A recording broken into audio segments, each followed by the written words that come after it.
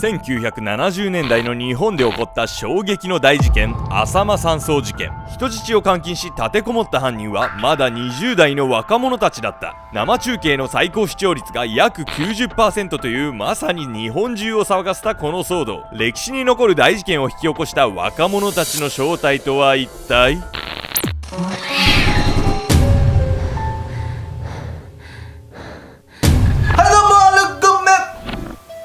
ヤミコです。おパ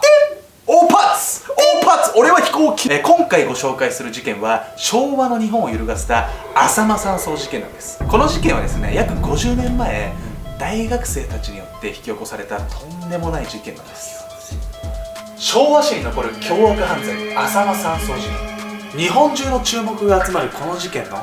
犯人たちとは。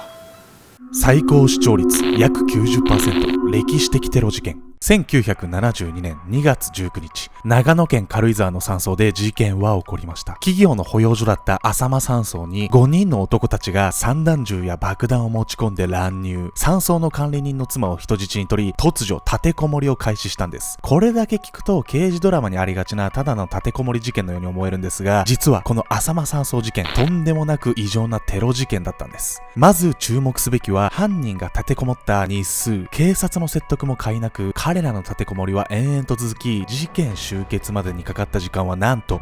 219時間、つまり10日間を要したんです。これは警察が包囲する中での人質事件としては日本最長記録だと言われているんです。さらにこの事件の様子はテレビで生中継され、 NHK 民放を合わせた最高世帯視聴率はなんと驚異の 89.7% を記録したんです。国民のほぼ全ての人がテレビに釘付けになっていたほど、この浅間山荘事件の光景が異常だったことがわかりますよね。現場周辺には長引く攻防戦を見ようと3000人近くの野じ馬も集まり、屋台まで立ち並んだそうなんです。楽しそうだな。この楽しそうな事件現場は雪が降り積もる真冬の軽井沢、平均気温マイナス15度前後の寒さに機動隊員たちは苦しんだんです。さらにこの事件の異常さを物語っているのが、事件解決のためにかかった税金なんです。国と県が費やした予算はなんと総額9659万円にも及ぶそうなんです。うまい棒が965万本買えます。およそ1億円もの大金をかけた壮大な攻防戦の行く末や、有名な鉄球のシーンについてはこの動画の後半でお伝えします。歴史的にもかなり異常とも言えるこの大事件、浅間山荘事件を起こした犯人は一体どんな人物だったのでしょうか。事件終結後、警察にその場で逮捕されたのはたった5人の男たちだけだったんです。そして驚くべきことに、彼らはまだ16歳から25歳の若者だったんです。私たちは大して年変わらないじゃない。ピッチピチのボーイズじゃない。そうなんですよね。彼らはね、当時ね、日本に存在していた連合赤軍という組織のメンバーだったんです。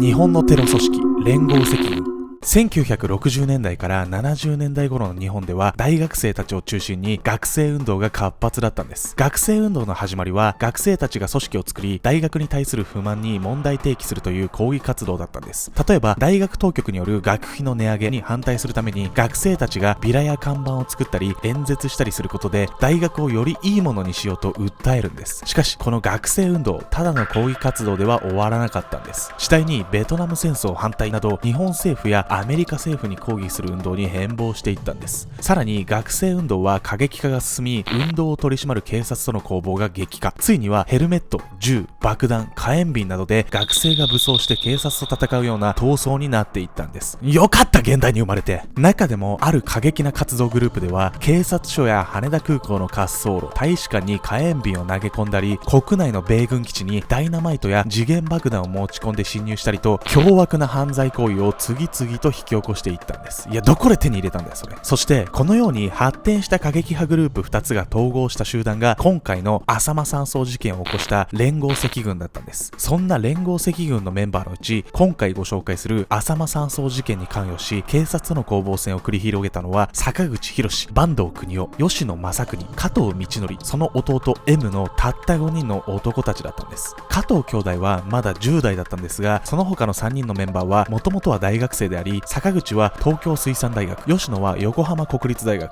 坂東は京都大学の学生だったんです。彼らは学生運動に傾倒しすぎた結果、大学を辞めててまで活動にのめり込むようになっていったんです。勉強しろ。1970年代の大学進学率が 20% であることを考えると、連合赤軍は20代男女の大学生からなる高学歴日本人テロリスト集団だったんです。そのね、優秀な頭脳をもってしてエリートの勝ち組人生が確約されていたにもかかわらず、なぜ彼らはテロリストになり下がってしまったのでしょうか。それは日本の共産主義化だったんです。当時の国際社会では第二次世界大戦の戦勝国であるアメリカが資本主義を掲げて、日本など様々な国を資本主義陣営として取り込んでいったんです。そこで連合赤軍はアメリカや日本政府に対抗し、日本を貧富の差がない平等な社会にするためにテロ活動による暴力革命を本気で起こそうとしていたんです。そして連合赤軍の革命への考え方は、武力行使を通じて日本政府に反抗し、日本を自分たちの思う通りに変えようとすることだったんです。そんな非常に無理やりで身勝手な考えで、彼らは幾度となく凶悪犯罪を引き起こすんです。当然警察は彼らの逮捕に躍起になっていました。このね、連合お赤飯チームはですね、警察の捜査から逃れながらも日本に革命を起こそうと躍起になっていたんです。例えば浅間山荘事件が起こる2年前の1970年、連合赤軍の前身組織である赤軍派というグループでは、自分たちの活動拠点を海外に広げるために驚きの行動に出るんです。なんと羽田発福岡行きの日航機を武力で乗っ取るという日本初のハイジャック事件を起こして北朝鮮への入国に成功したんです。そんな事件を起こしていた中で起きた浅間山荘事件だったんですが、彼らは人質を219時間も監禁していたにもかかわらず、なぜか今回彼らは警察に対して何も要求しなかったんです。ではなぜ彼らは浅間山荘に立てこもったのか。果たしてその狙いとは。もともとはね、世の中を良くしようということで始まったこの学生運動だったんですが、次第に暴力に頼るようになっていったっていうのが良くなかったんですよね。そんな行動力から他のことに使ってほしいよね。その一方でですね、銃や爆弾を持って10日間浅間山荘に引きこもったこの連合お赤飯軍なんですが、なんとその間何も要求しなかったんです。ここからはですね、浅間山荘事件が一体なぜ起こったのかということについて見ていきましょう。要求ゼロの立てこもり事件。暴力を通じて日本社会を変える革命を巻き起こす、その信念で活動していたテロ集団、それが連合赤軍なんですが、浅間山荘事件では警察に何も要求しなかったんです。ではですね、このお引きこもり連合お赤飯チームなんですが、彼らはなぜ浅間山荘事件を引き起こしたのでしょうか。政府に対してある目的を達成するために起こした事件ではなかったのでしょうか。というのも、この事件の真相は連合赤軍が意図的に引き起こしたものではなかったという言葉に尽きるんです。実はこの事件が起こった頃の連合赤軍はかなり弱体化していたんです。浅間山荘に立てこもったメンバーは警察の捜査から逃げ続けてかろうじて残っていた連合赤軍の最後の5人だったんです。事件以前、連合赤軍は盗んだ銃や散弾、資金を持ち運びながら全国各地のアジトを転々と移動し、警察から逃げる日々を送っていました。しかし警察の必死の捜査でそんなアジトの居場所も徐々に特定され続け、追い込まれた連合赤軍。事件直前には群馬県の山中の洞窟などを野宿して過ごす逃亡生活を余儀なくされていたそうなんです。警察の捜査が迫る中、事件直前にはリーダー格の人物を含む6人が立て続けに逮捕され、残ったメンバーはたった5人に。その彼らもついに警察に居場所が見つかってしまい、銃撃戦の末に逃げるように成り行きで押し入ったのが偶然浅間山荘だったというわけなんです。革命の達成とは程遠く弱体したエリート集団連合赤軍が、もはや何の計画性もなく、ただ警察から逃れるために立てこもった浅間山荘事件。これがこの事件の真相だったんです。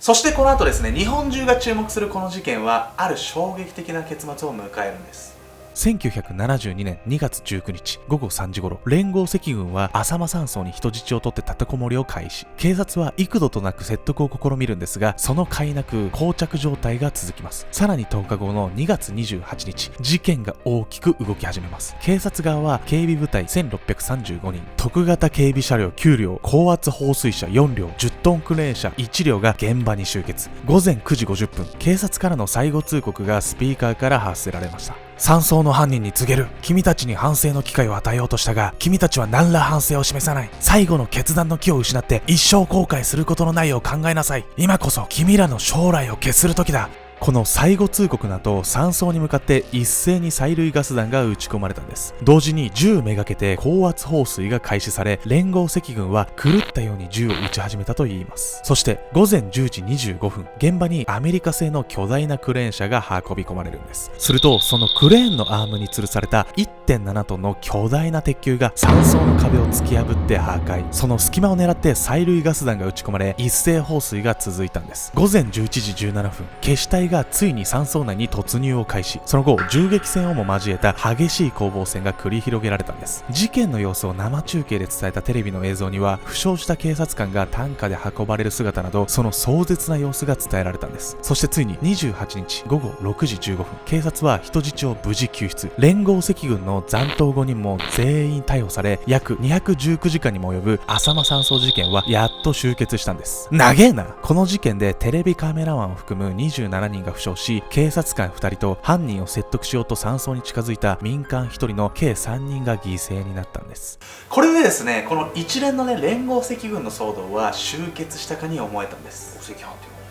しかしこの連合赤軍の悲劇はまだ現在も終わっていないんです。浅間山荘事件の実行犯の一人である坂東邦夫は一度は警察に逮捕されるものの、1975年に別の過激派組織である日本赤軍が起こした人質テロ事件クアラルンプール事件で、日本赤軍の要求によりなんと刑務所から釈放されたんです。その後1977年に起きたテロ事件ダッカ日航機ハイジャック事件で、坂東は日本赤軍のハイジャック犯として再犯。2001年に日本赤軍は解散を表明したんですが、坂東は現在も指名手配犯として逃亡中なんです。このようにかつての日本にもテロリストは存在し、革命達成のためにテロ事件を盛んに起こしていたんです。暴力革命によって世界が変わると本気で信じていた学生たち。しかし暴力で世界が変わることは絶対にありません。